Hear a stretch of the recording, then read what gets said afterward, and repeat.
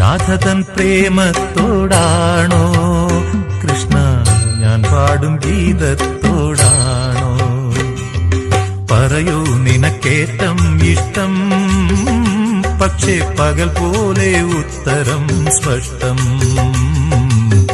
രാധതൻ പ്രേമത്തോടാണോ കൃഷ്ണ ഞാൻ പാടും ഗീതത്തോടാണോ?